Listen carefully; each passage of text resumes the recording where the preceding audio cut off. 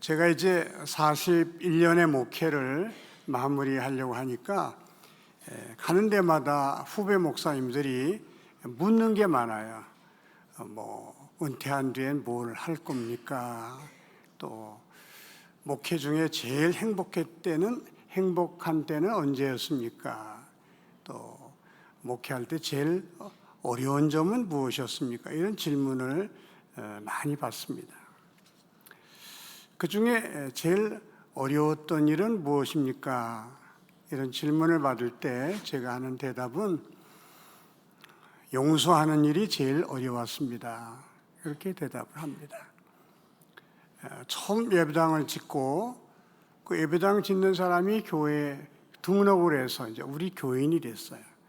예배당을 잘 짓고 그분이 밤에 니고데모처럼 저를 찾아왔어요.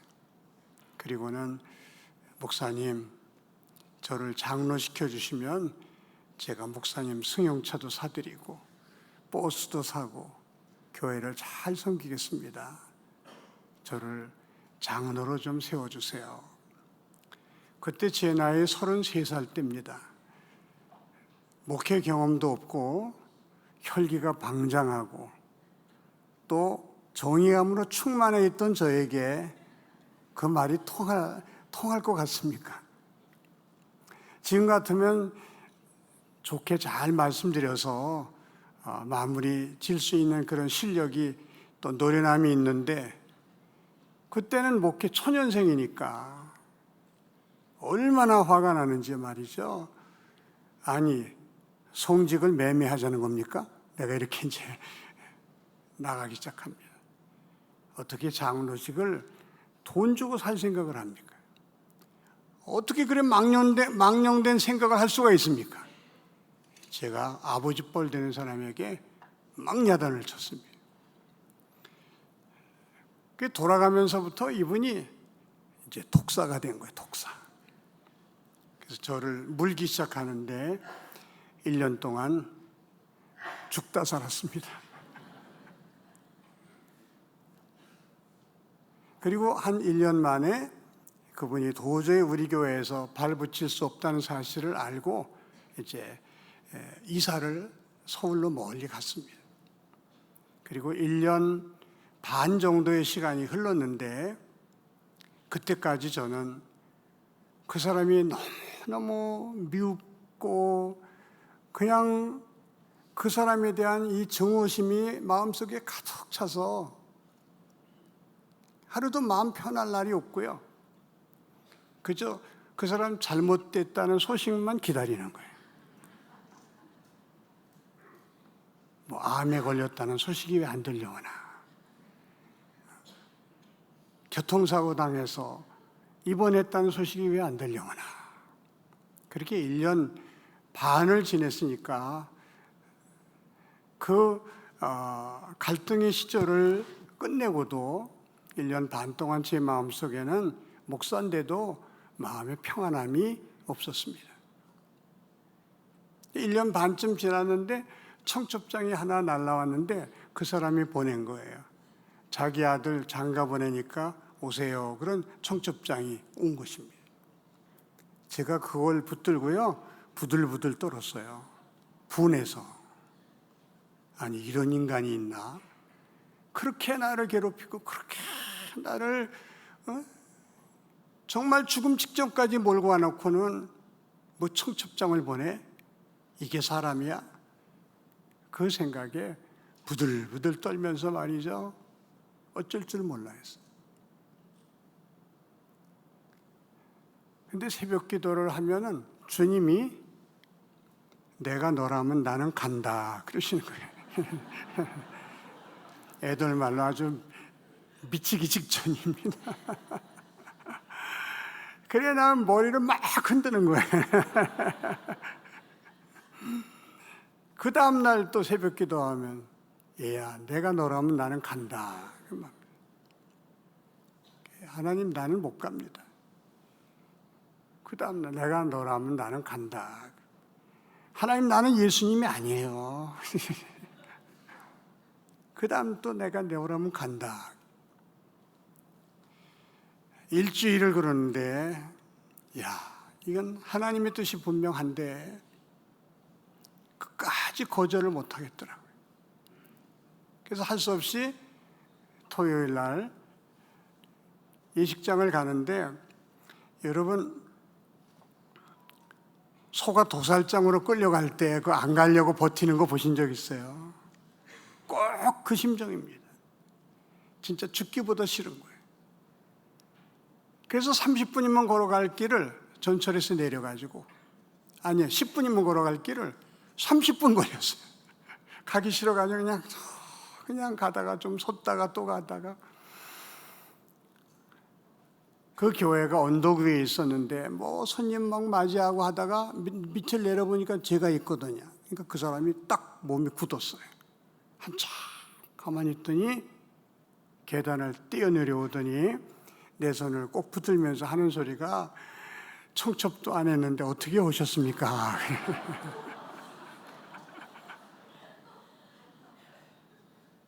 그래서 제가 그냥 소식 듣고 왔습니다. 그랬어요. 그랬더니 내 손을 꼭 쥐면서, 목사님, 용서해 주세요. 그때는 제가 왜 그랬는지 모르겠어요. 그러는 거예요. 그러니까 저도 갑자기 눈물이 핑 돌더니, 아유, 저도 잘못했지요. 목사님이 뭘 잘못했어요? 제가 잘못했지요. 그러면서 둘이 다 눈물을 이제 흘리면서 극적으로 말하자면 화해가 된 거예요. 용서가 된 거예요. 그리고 올라가십시다. 그리고 내 손을 잡고 올라가면서 그 결혼식 하려고 이제 손님한테 인사하는 아들에게, 야, 너 이리 좀 와. 그랬더니 예배당 의자에 앉히고는, 목사님, 안수기도 좀 해주세요. 그놈이 내 멱살 잡았던 놈이에요. 그래도 간절하게 축복 기도를 해주고, 예식장 이제 그 예식 다 마치고 이제 집으로 돌아오는데, 구름 위를 걷는다는 말이 있습니다, 여러분. 구름 위를 걷는다. 전 그걸 체험했어요. 구름 위를 걷는 것 같아요. 얼마나 마음이 평안하고, 얼마나 마음이 기쁘고, 얼마나 마음이 행복한지 말이죠. 야, 미움과 증오의 마음을 내버리고 용서와 화해의 마음을 가졌더니 내 마음이 구름 위를 걷는 것 같아요. 오늘 베드로가 예수님께 이렇게 질문합니다. 예수님, 형제 중에 하나가 내게 잘못을 범하면, 내게 죄를 범하면 내가 몇 번까지 용서해 주어야 하겠습니까? 7번이면 되겠습니까? 베드로로서는요, 큰 마음을 갖고 말한 거예요. 여러분, 어떤 사람이 내게 계속 5번, 6번, 7번까지 잘못하면 용서가 되겠습니까? 아마 똑같은 문제를 3번만 잘못해도 우린 너는 상대할 족속이 아니다. 그게 우리 사람의 마음 아닙니까? 7번까지 하겠다는 거예요. 그러면 잘했다. 그래, 그런 마음 갖고 살아야지. 예수님이 그렇게 말씀하셔야 좋았을 텐데 말도 안 되는 말씀하시는 거예요. 베드로야, 7번씩 70번이라도 할지니라. 77은 49, 490번을 말하는 거예요. 근데 7은 완전수입니다. 70도 완전수입니다. 완전수 곱하기 완전수는요, 무한대로 용서하라는 거예요. 그러면서 예수님이 하시는 말씀이 그렇게 해야 될 이유를 이렇게 가르쳐주고 있습니다. 예를 듣는 거예요. 어떤 나라에 임금님이 있는데 연말에 종을 불러 결산을 하는데 이 종이 1만 달란트를 떼먹은 거예요. 1만 달란트는요,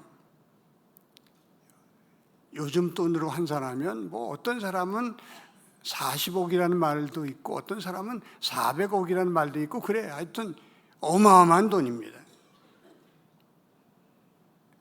너 이거 갚아라. 그러니까 털썩 엎드리면서 갚을 돈이 없습니다.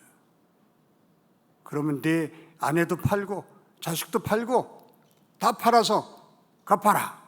그러니까 엎드려서 부들부들 떨면서 갚겠습니다. 참아주셔서 갚겠습니다. 참아주셔서. 그런데 살기 위해서 하는 소리지 갚을 아무것도 없는 걸 임금님이 너무 잘 알거든요.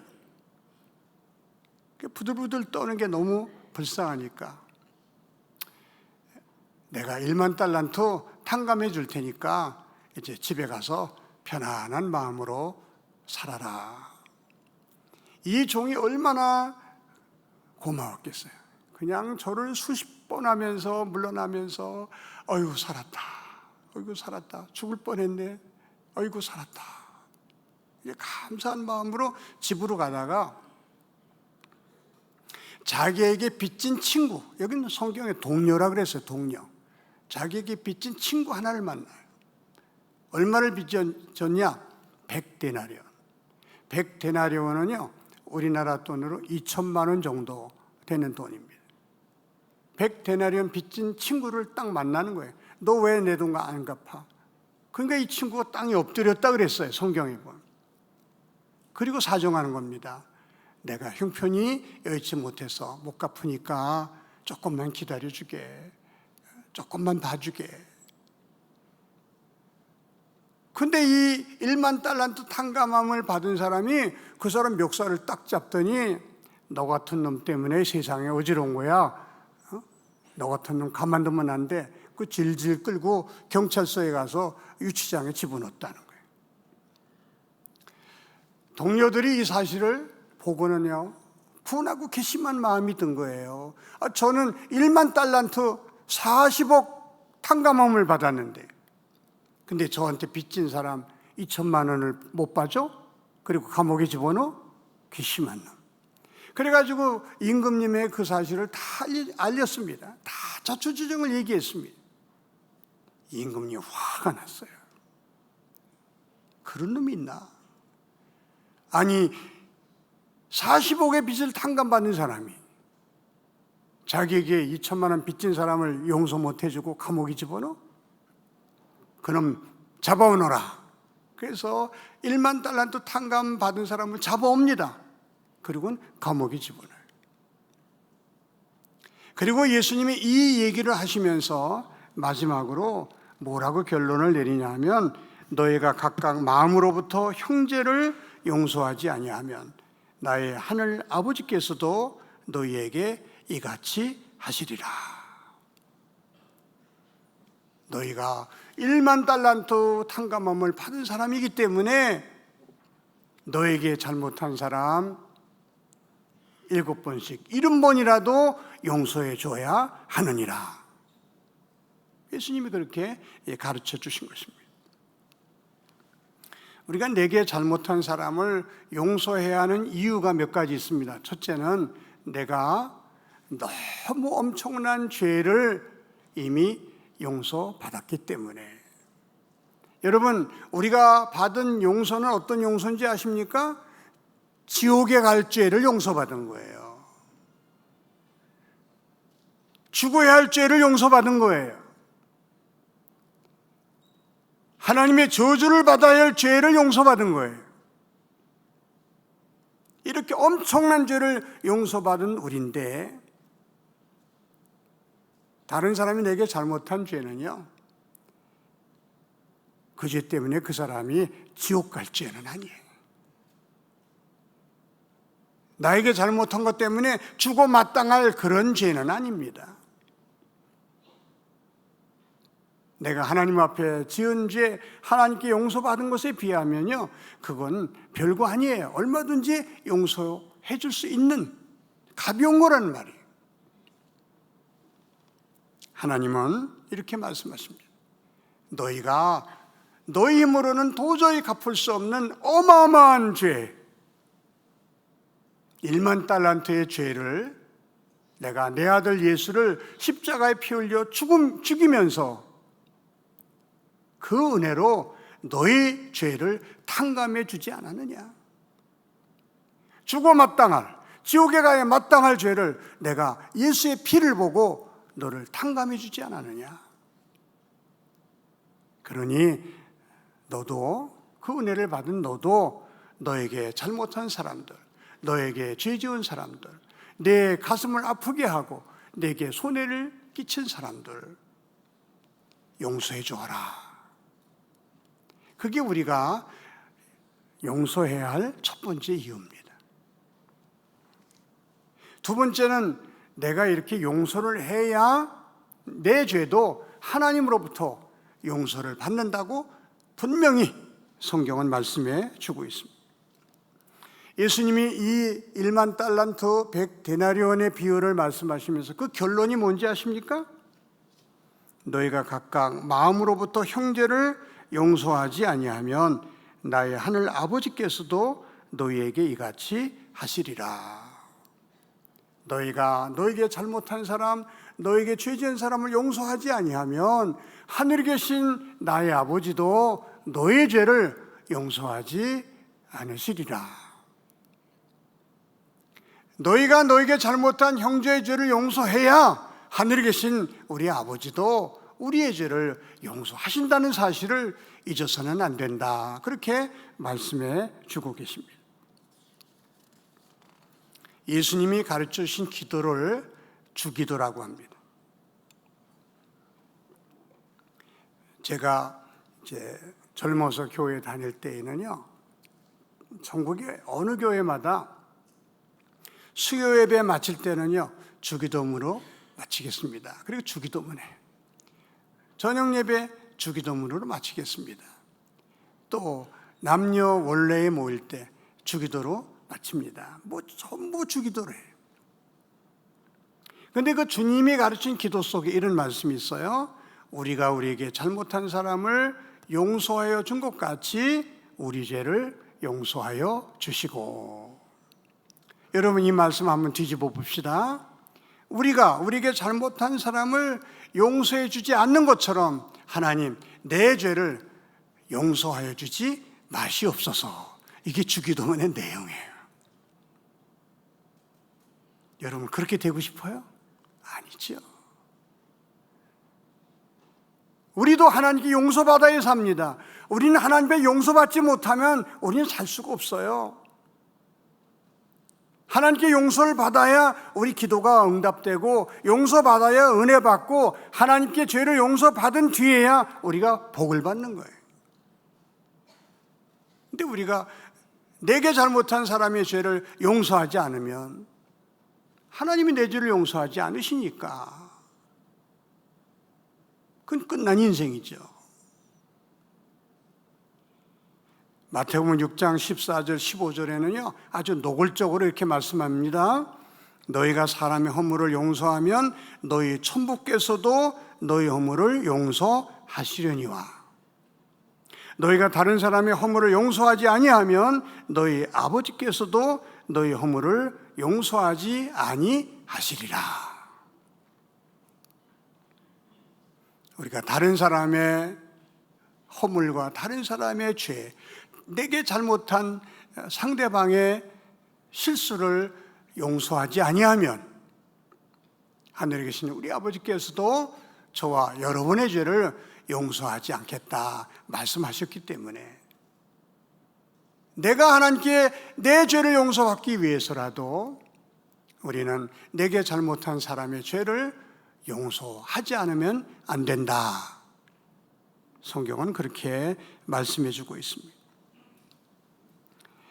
셋째로 우리가 다른 사람의 허물, 다른 사람의 죄, 내게 실수한 그 실수 이런 것들을 용서해야 할 이유는 그렇게 용서하지 않고 내가 그 사람을 미워하고 증오하고 아주 그냥 죽이고 싶은 마음이 우리 마음속에 있으면 상대방 죽기 전에 내가 먼저 죽는다는 겁니다. 내가 남을 죽도록 미워하고 그야말로 죽도록 증오하는 증오심을 가지고 우리가 살 때에 내 정신이 벌써 피폐해지는 거예요. 내 마음의 평안이 다 깨집니다. 내 영혼이 병들어서 많은 사람들이 치명적인 병에 걸려요. 밤에 잠을 못 잔다든지, 위장병을 앓는다든지, 류마티스, 우울증, 이런 것들이 남을 미워하고 남을 증오하는 마음을 가지고 살다가 보면 나도 모르게 드는 병이 바로 이런 병들이에요. 그리고 용서하지 않은 마음을 가지고 기도해봐야 하나님이 듣지 않으신다고 이미 성경에 말씀하셨어요.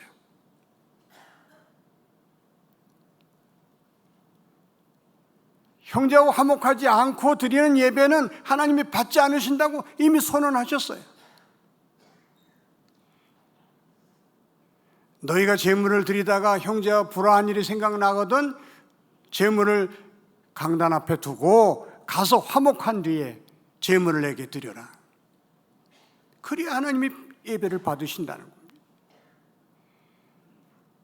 그러니 용서해야 될 사람 용서하지 않고, 증오하는 사람 내 마음속에서 용서하고 화해하지 않고서는 예배를 드려도 하나님이 안 받으시고 예배를 드려도 은혜를 못 받으니까, 용서하지 않으므로 우리가 받는 손해는 막심하다고 할 것입니다.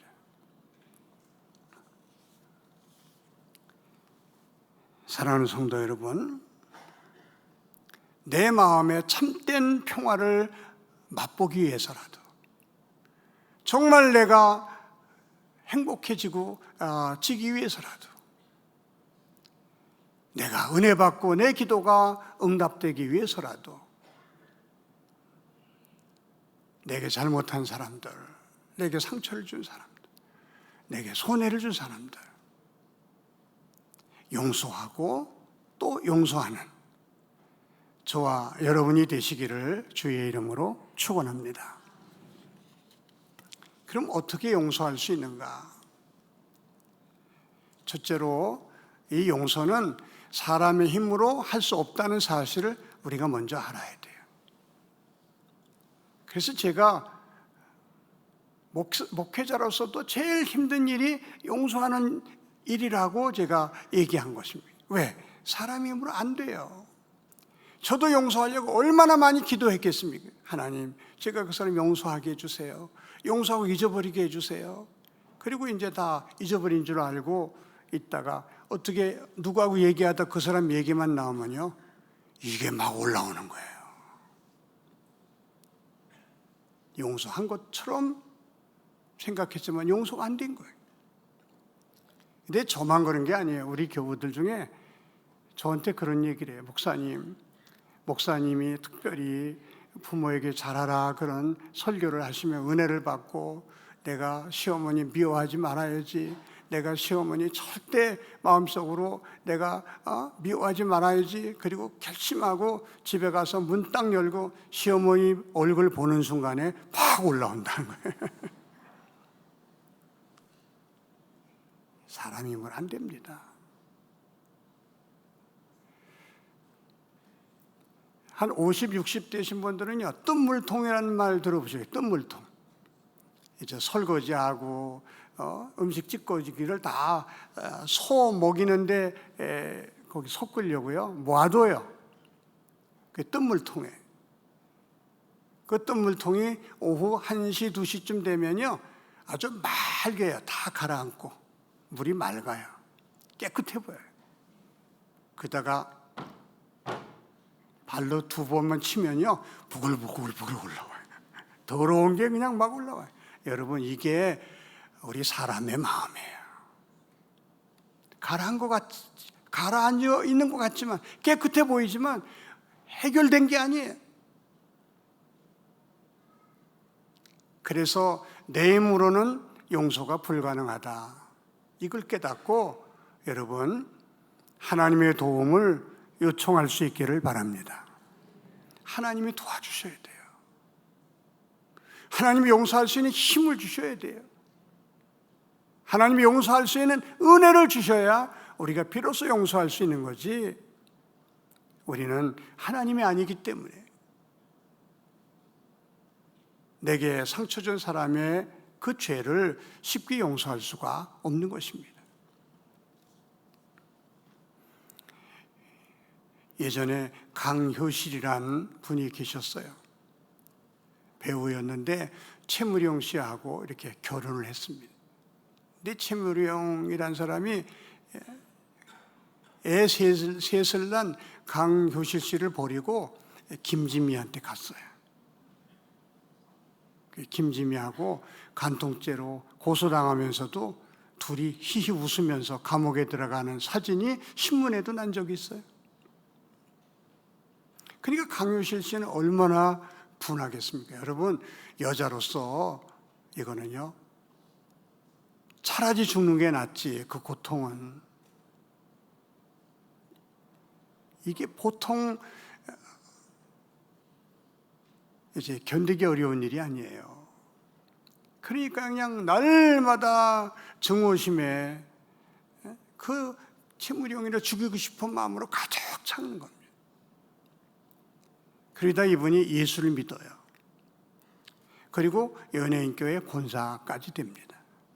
권사가 됐는데도 불구하고, 이미 예수 믿은 지 20년이 넘었는데도 불구하고 그 전 남편을 죽이고 싶은 마음은요, 변함이 없었다는 거예요. 제가 김포 대성교회 전도사로 있을 때 그분이 그 교회에 와서 간증한 얘기를 제가 하는 겁니다. 그래 좀 용서하고 싶은데 아무리 기도해도 용서가 안 된다는 거예요. 그러다가 금요 기도, 우리처럼 성령 집회하는 날, 성령을 충만히 받고는 아침에 일어나서 이제 그 사람 생각이, 딴 때는 막 죽이고 싶었는데 불쌍한 생각이 들더라고요. 불쌍하다. 하나님도 모르고 가정도 모르는 불쌍한 사람, 자식의 소중함도 모르는 불쌍한 사람, 세상 인기와 세상 영광이 인생의 전부인 줄 알고 사는 불쌍한 사람. 지난번까지는요, 미워서 죽이고 싶었는데 성령 충만 받으니까 불쌍하게 느껴지더라고요. 예전 같으면 방송국에서 마주보면요, 그냥 불 같은 눈으로 쏴보면서 지나가는데, 이제 방송에서 만난 자기가 먼저 가가지고 손을 잡아줬다는 거예요. 이 불쌍한 사람, 예수 믿고 천국 가세요. 그랬더니 대답을 못하고 너무너무 미안하니까 고개를 돌리고 헤어지더라는 거예요. 사람 힘으로 도저히 용서 안 되었지만은 성령 충만해서 주님을 인생의 주인으로 모시고 그분을 나의 왕으로 고백하면서 그분의 다스림을 받으며 살겠다고 결단하는 순간에 생각이 그렇게 바뀌더라는 거예요. 그렇게 미웠던 사람이 불쌍하게 느껴지고, 정말 내가 기도해 줘야 할 사람이다, 그런 생각이 들면서 비로소 그 사람을 용서할 수 있게 되었다, 그 감정을 제가 들었습니다. 마지막으로 선으로 악을 이길 때에 용서가 가능하다 하는 것입니다. 요셉이라는 사람이 형들에게 팔림을 받지 않습니까? 인신매매를 당한 거예요. 그 젊은 나이에 남의 집에 종살이 사는 게 얼마나 이게 분하고 억울한 일입니까? 부잣집 거의 막내 아들로 태어나가지고 호강만 해야 할 아들이 지금 남의 집에 종살이 하는데 그게 얼마나 서러운 일이에요. 얼마나 억울한 일이에요. 복수심에 불타지 않았겠습니까? 그러던 그가 감옥에 들어가고 또 꿈을 해석하고 어찌어찌 하다가 애굽의 총리 대신이 됩니다. 그때 요셉이 깨달아요. 이 모든 일련의 사건들은 나를 총리 대신 만들기 위한 하나님의 섭리였구나. 이걸 깨닫고 형제들을 용서하기 시작합니다. 형제들도 하나님의 섭리에 쓰임받은 사람에 불과하지, 형님들이 한 것이 아니라 하나님이 하신 일이구나, 이걸 깨달으면서 형님들을 이제 용서하게 됩니다. 그래 형님들이 양식을 구하러 왔을 때 요셉은 금방 알아보죠. 그 형님들은 총리 대신이 요셉인지 모르지 않습니까? 요셉이 얼마든지 복수할 수 있는 겁니다. 복수할 수 있는 절호의 찬스지요. 다 잡아다가 목을 베라 그래도 뭐 조금도 잘못된 일이 아니에요. 그러나 하나님의 섭리 가운데서 형제들을 용서하는 말을 이렇게 합니다. 형님들은 나를 팔았으나 하나님은 그것을 선으로 바꾸셨나이다. 형님들이 나를 판 것이 아니라 형님들을 통해서 하나님이 나를 보내신 것뿐입니다. 하나님의 섭리를 이해하면서 형제들을 용서하고 형제들에게 먹을 것과 살 집을 마련해 주면서 원수를 은혜로 갚습니다. 악을 선으로 갚습니다. 옛말에 미운 사람 떡 하나 더 줘라 그런 말이 있어요.